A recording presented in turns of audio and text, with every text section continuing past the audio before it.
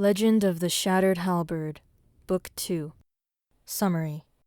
Mir, having stumbled onto the journey to retrieve the swords by accident, encountered a huge crisis before the journey had even begun. Imperial Guard and Imperial Escort elites were slain by enemies holding the ominous swords. Amidst grave danger, Mir recalled a spell taught by his father.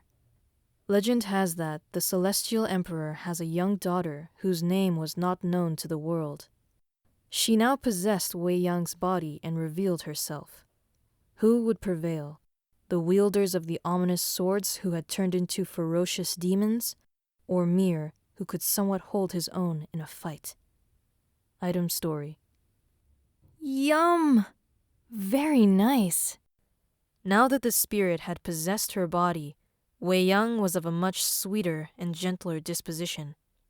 She took a tiny bite of one of Mir's stuffed pies, but it was too hot, so in an effort to avoid burning her tongue, she stuck it out of her mouth and panted for breath frantically.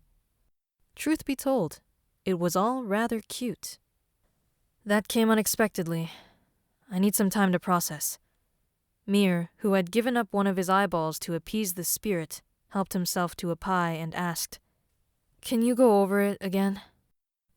Very well. The meteorite was in fact a divine halberd. It was snapped into pieces by a commoner and made into 9 cursed swords. The ominous swords. This one is the Sword of Mist. Adding in that pair, I've found 3 of them to date. And what's your place in all of this? I was once the daughter of the Celestial Emperor, but I have long forgotten my name. I was in charge of conducting trials and sentencing at the end.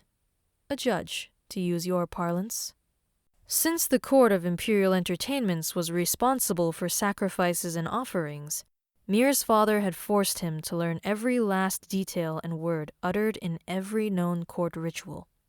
And because most rituals involved encounters with bizarre forces and temperamental deities, he also knew a thing or two about how to deal with them.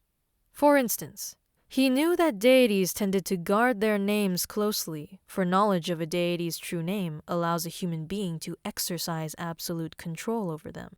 So he wasn't convinced this one had simply forgotten her name.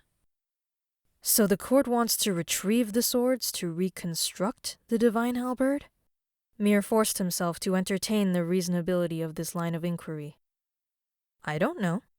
The master of this body knows nothing else. She is just deeply angry. She wants to prove herself. Weiyang puts her hands on her chest. So what's the next step? Do I have to perform some sort of farewell ceremony for you? Mir stroked the bandaged and sightless eye. And then do I get my eye back? Give me a name.